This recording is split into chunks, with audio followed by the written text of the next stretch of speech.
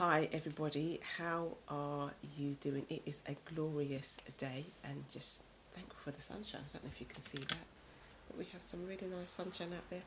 Anyway, I wanted to come on today to just share some really important points with you that I hope you'll be able to implement into your mindset journey in overcoming certain emotions and feelings and thoughts that go through your head. Now, I use this process in my mental health journey in overcoming depression, and I also use it in my pursuit for intimacy with God. So, literally, it's a 4-step process and it works like this. So, a lot of people are talking about struggling with emotions and so forth. A lot of people, when we're talking about intimacy with God and spending time with God, struggle with, I don't feel like doing this, or I struggle to it, or I want to get up in the morning but I don't, and all these different things. I want to read my Bible but I don't feel like it. So how do I push myself to ensure that I'm going to get up every morning and spend that time with God? How do I get through life on a day-to-day basis, managing my mental well-being and health after suffering with depression for 35 years? Because you don't just come out and then everything's just hunky-dory. Well, you can if it's a miracle from God, but if not, you have to work at it. So, and then in life, you're still going to get discouraged. So how do you measure how you manage discouragement, all those factors? How do you measure how you manage stress? So what I do is I have a 4-step process, and this is what it is. It is, the first one is recognize the emotion attached to the thought. The second one is think about what I'm thinking about. Step 3 is challenge the thought, and step 4 is apply the truth. So let me talk you through those steps one by one. So the first one, recognize the emotion attached to the thought. Thoughts come into our mind all of the time, gazillions and billions of thoughts. They just come in. Some come in consciously, some come in unconsciously. They're just there. You could be doing something and you're like, oh my gosh, why did that come into my mind? They just come. And as Christians, we're told to guard our hearts and guard our minds. So we're guarding them against the thoughts that are coming in. But you can still use this in your everyday practical living. So for me, I'll be going along and, I feel a bit low, I feel a bit heavy, I'm just not in the mood. Okay, Gemma, the first thing I recognise is that that's not a positive thought. So recognise the emotion, that's not a positive thought, it's not coming from a positive place, okay? So that's what is going to stop me dead in my tracks, and that's going to get my attention. Right? What enables that to get my attention is the time that I spend with God, because God represents peace, love, gentleness, and so when my spirit is troubled and I'm no longer experiencing one of those things, I know that something is wrong, and that is where the Bible comes in to guard your heart and guard your mind. So when an intruder is actually entering your mind, entering your heart, and this is our temple. This is the temple of God, and we need to guard it. So the first thing is recognize the emotion attached to the thought. Right, is that thought positive? No, it's not. It's making me feel, thinking about that, is making me feel a certain way. So that is point 2. Think about what you're thinking about. So now I start to think, what are you thinking about? When did this start? Where did it come from? Okay, that's point number 2.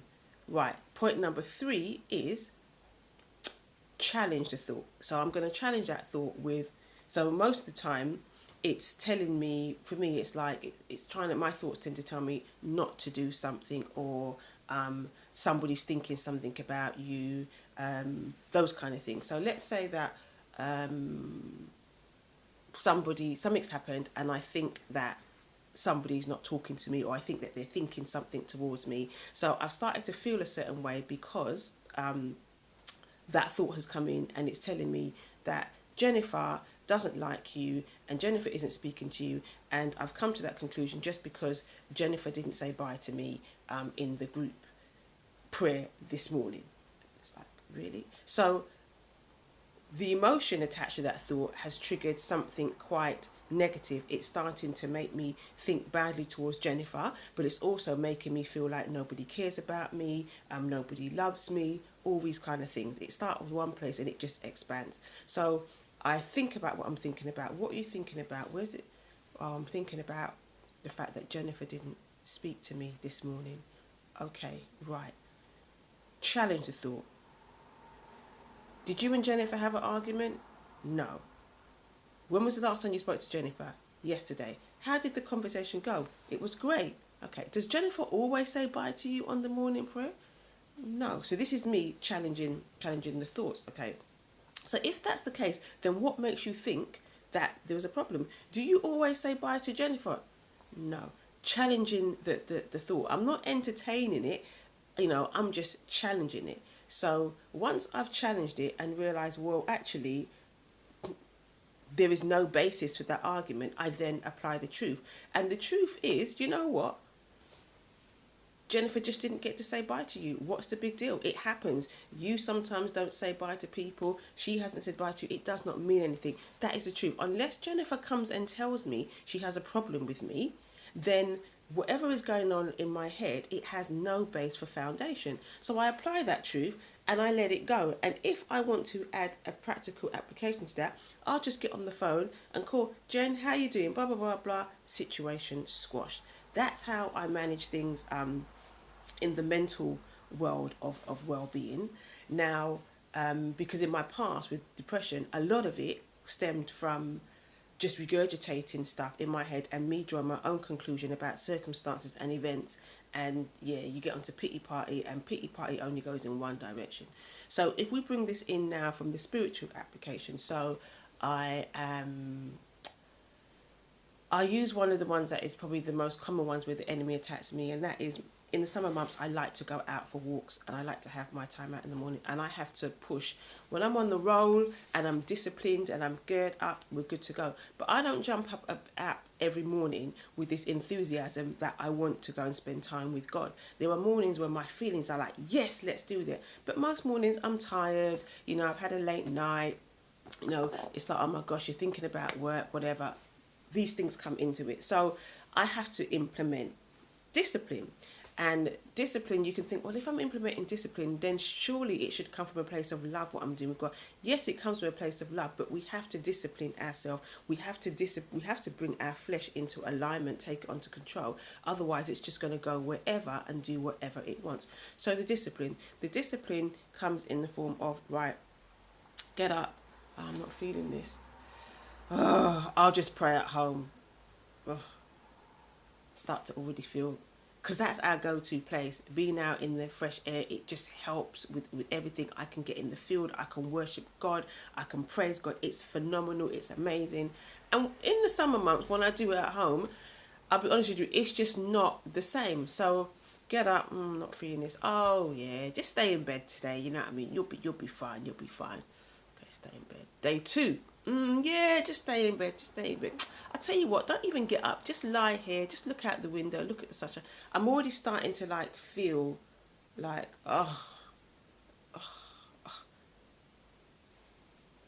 First step, recognize the thought attached to the emotion.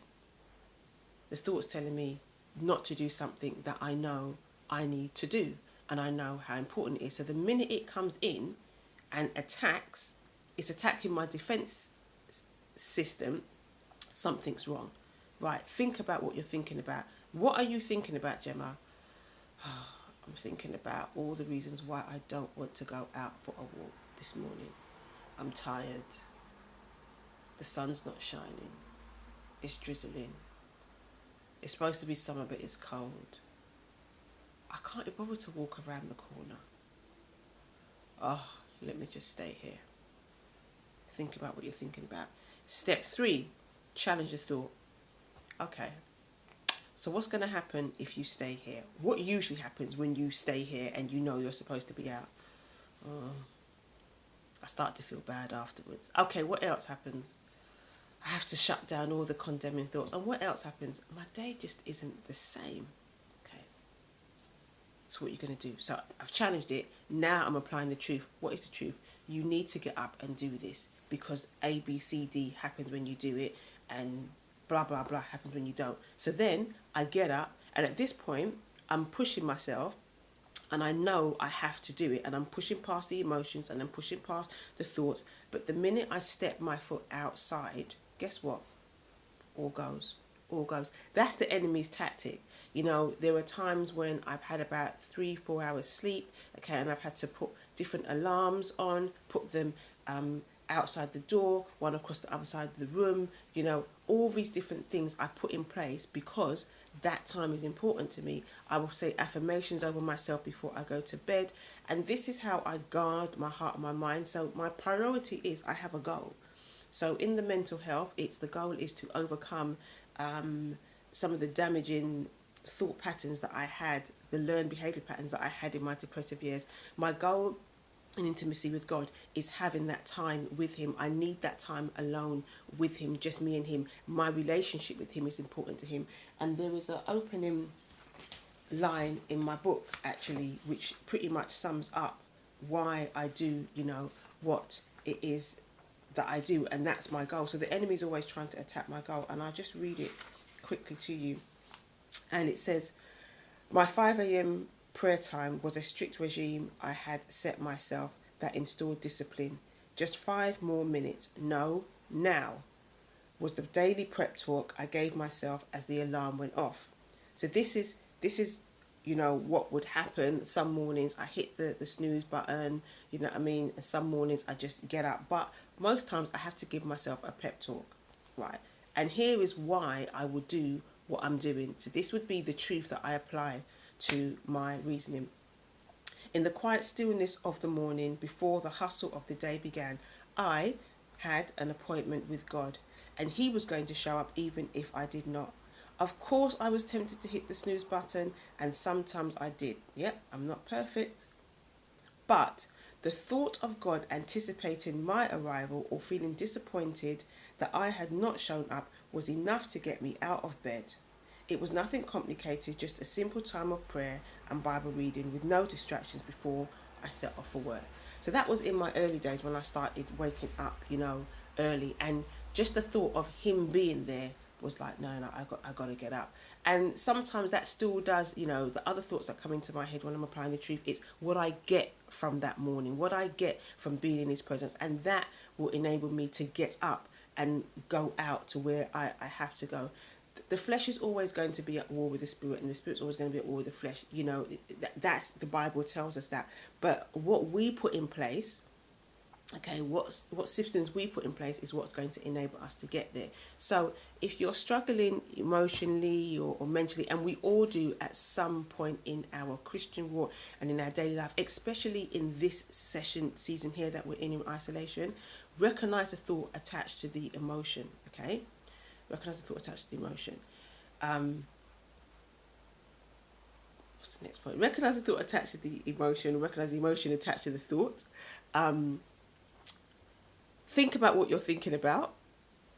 Challenge the thought and apply the truth. And then outside of that, you have to think of different ways to stimulate yourself. And everybody is in a different situation right now. And I get that. So I don't have children.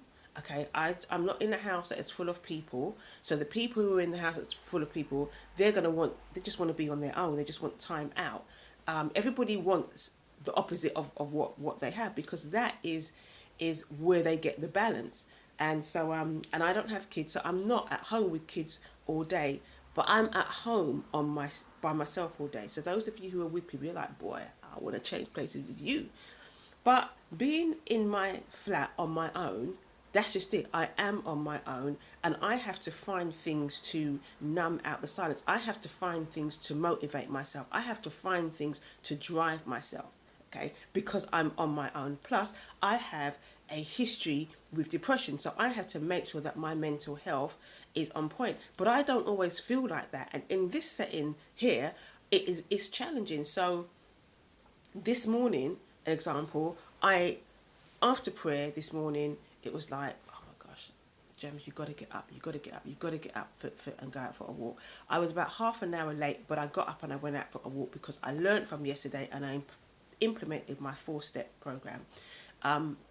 When I came back, I had some time in prayer, and then what I did was I knew that I have a day where I've got work and stuff to do, and I need to motivate myself and stimulate myself for that. So I've come back and I'm in the house, and already I can feel myself going down, because now I've got a whole day here. I've got to motivate myself to work, and I'm struggling there. So what I did was I went in my wardrobe and I started to see, right, what are you going to put on today? And I picked out a nice pair of jeans, I picked out this top, and I picked out this jacket. And I laid it out on the bed. I picked out my earrings, a bracelet, everything. Laid it out on the bed. Right, my mind now thinks we're going out, we're getting ready, we're going to be doing something nice. I took a shower, had some time there, came back, got dressed, liking what I'm putting on, feeling good about myself because I'm putting this on. I'm feeding my mind with positive thoughts and positive affirmations, yeah. Put on my earrings, I'm not a makeup artist, put a bit of foundation on, put on some lipstick, do my eyebrows, put on some mascara. Where am I going? All I'm doing when I finish that is going to move from my bedroom into the living room to start to work. But just by doing this, I've lifted my mood. So what can you do? What can you do with what you've got to ensure that you're putting things in place to keep your mind, stimulated? For me, I might spend time in the living room, and then I might go to my bedroom and do some work. I've got an office, but the reason why I'm not going to the office is because my office is quite enclosed, and up here I feel like that. So the minute I go into my office, I'm going to go like that. So I hope that these points help you in the journey that you're on right now, in the situation that we're in, and also as we continue to divulge and go deeper into intimacy with God, that it will help you to push past the limitations, push past the distractions, push past the obstacles in your pursuit for intimacy with God. Have a wonderful day, and God bless you.